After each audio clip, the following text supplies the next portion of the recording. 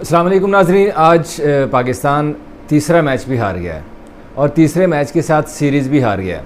इस मैच में भी वही रिवायती चीज़ें हमें नज़र आई हैं जो कि पिछले मैच में नज़र आई थी, जो पिछले दो मैचेस में हमें नज़र आई थी कि बॉलिंग फेल हो गई है और साथ साथ बैटिंग भी फेल हो गई है। आज जब मैच का आगाज़ हुआ तो पहला ओवर तो शाहीन और जमान दोनों ने बॉलिंग का आगाज़ किया, बड़े अच्छे ओवर गए, लेकिन जो फिन एलन पिछले मैच में भी उन्होंने 50 स्कोर की थी और बड़े बुरे तरीके से पाकिस्तानी बॉलर्स को मारा था।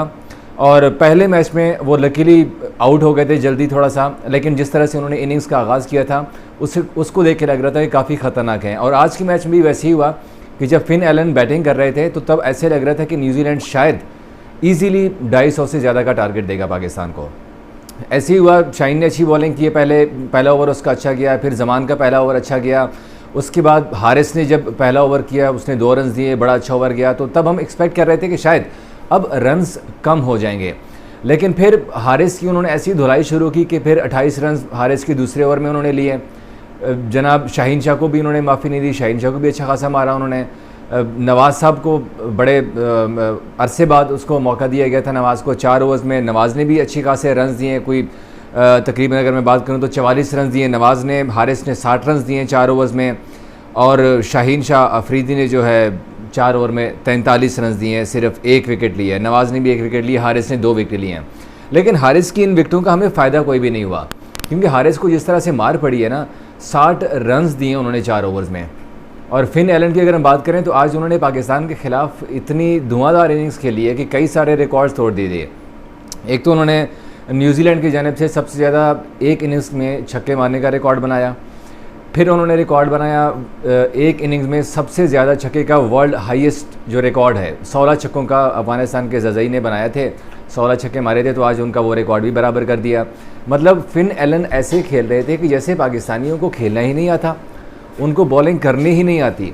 पाकिस्तानी बिल्कुल क्लूलेस नज़र आ रहे थे, उनको कुछ समझ नहीं आ रही थी कि गेंद किन एरियाज़ के अंदर करवाना है। हारिस स्टूप ने स्लोअर वन देने की कोशिश की तो वो भी बैट के नीचे जा रहे थे और वो उठा के बाहर फेंक रहे थे। ना उन्होंने आज बाउंसर्स के ऊपर वेरिएशन की ट्राई की। उमर गुल का मैं इंटरव्यू सुन रहा था, जब मैच के दौरान उनसे पूछा गया कि आज क्या है, तो वो कह रहे थे कि हम होमवर्क करके आए हैं, और हारिस का तब पहला ओवर हुआ था, तब की बात कर रहा हूँ मैं, तो हारिस का अभी दूसरा ओवर होने वाला था। तो वो कहता है कि अभी हमने आज पूरे तरीके से काम किया हुआ है और आज पाकिस्तानी जो बॉलिंग अटैक है वो बड़ा ज़बरदस्त तरीके से काम करेगी। लेकिन जैसे ही उमर गुल का इंटरव्यू अभी ख़त्म ही हुआ था, मैच के दौरान ही एडम होलियर के साथ बैठे हुए थे और फिर उन्होंने फिन एलन ने उनकी धुलाई शुरू कर दी और 137 रन बनाए। 137 रन कितने गेंदों पे बनाए हैं? सिर्फ 62 गेंदों के ऊपर। और दूसरी जानिब हमारे बैटिंग लाइन का देखें तो रिजवान साहब आए बैटिंग करने के लिए, माशाल्लाह 20 गेंदों के ऊपर 24 रन बनाए। अब आपने 225 रन का टारगेट चेज़ करना है, ये इनकी इंटेंट थी कि 20 गेंदों के ऊपर आप 24 रन बना रहे हैं, ओपनिंग में आए हुए हैं आप, तो आप मैच जीतेंगे। फिर पता नहीं कोचेज़ उनको क्या बताते हैं, उनको क्या उनसे करवाते हैं वहाँ पे यार, कुछ कम से कम होश के नाखून भी नहीं ले रहे कोचेज़ वहाँ पे जो बैठे हुए हैं उनके साथ। टीम डायरेक्टर बैठे हुए हैं, कोचेज़ बैठे हुए हैं, bowling coach, batting coach, fielding coach, हर शोबे का तो उन्होंने कोच रखा हुआ है। 17 रुकनी स्क्वाड है उनके साथ, इतनी ही मैनेजमेंट के अरकान गए हुए हैं वहाँ पर, सारे सिर्फ अयाशी अड़ाने गए हुए हैं। साइम अयूब को, बाबर को हटाया ओपनिंग से कि नए तजुर्बात कर रहे हैं, T20 वर्ल्ड कप आ रहा है तो यंग टैलेंट को हमने आजमाना है, नए नए तजुर्बे करने हैं, अच्छी बात है, आजमाएँ। साइम ने क्या किया पिछले मैचेस में? एक मैचेस में 19 गेंदों का सामना किया, आज के मैच में 13 गेंदों का सामना किया, और पहले में मेरा ख्याल है कोई 9 गेंदों का सामना किया था उन्होंने, और आउट होकर चले गए।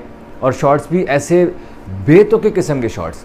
आज मैं यही कंपैरिजन कर रहा था फिन एलन का और बाकी हमारे जितने भी बैटर्स हैं कि उसने कोई एक शॉट ऐसी नहीं खेली कि जिसको देख के हमें ये लगाओ कि यार ये अब कैच आउट हो जाएगा, ये आउट हो जाएगा, इस गेंद के ऊपर जो है ना वो बड़ा गलत खेला था तो वो आउट होने का चांस था। कोई नॉट अ सिंगल शॉट आप मैच में नहीं निकाल सकते कि जिसके ऊपर आपको ये लगाओ कि फिन एलन आउट हो रहा है, या उनके बाकी तो जाहिर सी बात है जब फिन एलन आउट हो गया ना तब तक वो काम कर गया था, न्यूजीलैंड का अच्छा खासा काम कर गया था, और फिर उसके आउट होने का फ़ायदा पाकिस्तान को कम से कम नहीं हुआ। उसके बाद फिर चाहे वो शाहीन विकेट ले रहा था, फिर हारिस विकेट ले रहा था, उन विकेटों का कोई फ़ायदा नहीं हुआ था। अलबत्ता अच्छी जो इंडक्शन हुई थी जमान खान की, हम एक अरसे से कह रहे हैं कि जमान खान और वसीम जूनियर ये 2 मोस्ट अंडररेटेड बॉलर हैं पाकिस्तान के। वसीम जूनियर तो खैर बहुत ही बैड लक है उनकी, वो वर्ल्ड कप में आप उनको अपने साथ लेके जाते रहे, एशिया कप में लेके जाते रहे, दौर ऑस्ट्रेलिया पे, मतलब हर जगह के ऊपर आपने वसीम जूनियर को साथ रखा हुआ है, लेकिन बेंच के ऊपर वसीम को खिलाते नहीं हैं। वर्ल्ड कप में जब सबको मार पड़ी अच्छी खासी, वसीम जूनियर को लेके आए तो वसीम जूनियर ने प्रूव किया कि वसीम जूनियर कितने आला लेवल का बॉलर है।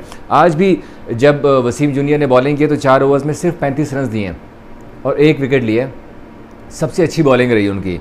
और इसी तरह से ज़मान खान ने 4 ओवर में 37 रन दिए और सबसे ख़तरनाक विकेट ली थी फिन एलन की। अगर तब वो भी आउट ना करते तो फिर यकीनी तौर पर हमारा जो टारगेट होना था वो 260 से कम नहीं होना था, क्योंकि वो जिस तरह से वो खेल रहे थे ना उस टाइम, उनको गेंद एक गेंद की तरह नहीं फुटबॉल की तरह नज़र आ रहा था तब। खैर बाकी अगर हम बैटिंग की बात करें तो आज हस्ब रिवायत बाबर आजम ने फिर 50 स्कोर की है। न्यूजीलैंड अपना दौरा ऑस्ट्रेलिया में आउट ऑफ फॉर्म जा रहे थे, यहाँ पर उन्होंने मुसलसल 3 50 स्कोर कर लिए हैं। लेकिन आज भी बाबर आजम के ऊपर तनकीद अच्छी खासी हो रही है कि वो सीनियर बैटर है, लेकिन वो पाकिस्तान को लाइन क्रॉस नहीं करवा रहे हैं जीत की। पाकिस्तान को जीत की तरफ इतने जो सीनियर प्लेयर होता है ना, उनकी रिस्पॉन्सिबिलिटी होती है कि वो टीम को जितवाए। आज मुझे भी बाबर की इनिंग्स को देख के काफ़ी अफसोस हुआ है कि 37 गेंदों के ऊपर उन्होंने 58 रन बनाए, जिसमें सिर्फ 1 छक्का शामिल है। अगर आप T20 में 37 बॉल खेल लेते हैं और इन 37 बॉल्स में भी आपका 1 छक्का होना, तो फिर यकीनी तौर पर जो तनकीद बनती है, जो तनकीद करते हैं, उनकी तनकीद में भी फिर कुछ जायज़ लगता है हमें कि यार वाकई में, क्योंकि आज जिस तरह से बाबर खेल रहे थे ना, उन्होंने कोई लंबी हिट लगाने की कोई एक्स्ट्रा कोशिश नहीं की है। जो रिजवान ने एक दो बार कोशिश की है। आज़म खान आए, उसने 1 हिट लगाया, दूसरे हिट के ऊपर फिर वो भी चलते बने। साइम आए, उसने बस तुक्के ही मारते रहे वहाँ पे। अलबत्ता फ़खर ज़मान बड़ा अच्छा आए थे, आगाज़ किया उन्होंने अच्छा, लेकिन वो भी कंटिन्यू नहीं कर सके और 19 रन बनाने के बाद वो भी आउट हो गए। इफ्तिखार अहमद मुसलसल आउट ऑफ फॉर्म जा रहे हैं, मुसलसल उनको मौके मिल रहे हैं। 4 बॉल्स पे 1 रन किया, वो भी आउट हो गए, बाहर आ गए। मोहम्मद नवाज़ 15 गेंदों पे 28 रन किए, उनको मौका दिया गया था, लेकिन नवाज़ ने भी बॉलिंग में उनका जो हशर हुआ हमने सामने देखा कि मिचेल सेंटर को आज पाकिस्तानी टीम खेल ही नहीं सकती थी। मिचेल सेंटर ने इतनी ज़बरदस्त बॉलिंग की है कि रिजवान ने सरतोड़ कोशिश की उनको मारने की, नहीं लगे। बाबर ने कोशिश की है, उनसे शॉट्स नहीं लगे।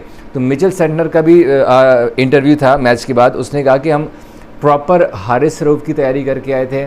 फिन एलन के भी यही कहना था कि हम प्रॉपर पाकिस्तानी बॉलर्स की तैयारी करके आए थे, जो उनके बॉलर्स थे वो बैटर्स की तैयारी करके आए थे। हालांकि मिचेल सेंटर पिछले मैचेस में नहीं चला, उन्होंने 2 स्पिनर के साथ गए, आज एस सोडी के साथ गए थे। एस सोडी ने भी बड़ी अच्छी बॉलिंग की है। लेकिन अब मुबारक हो आप सबको कि पाकिस्तान की टीम हार चुकी है, सीरीज़ भी हार चुकी है, 3-0 हो चुका हुआ है। अब मज़ीद वाइट वॉश रहना बाकी है। ऑस्ट्रेलिया में वाइट वॉश करके भेज चुका है वापस खाली हाथ, अब न्यूजीलैंड भी खाली हाथ तो हमने आना ही है। अब देखो कि वाइट वॉश होता है या कि हम कोई एक आध मैच जीतने में कामयाब होते हैं। Thank you.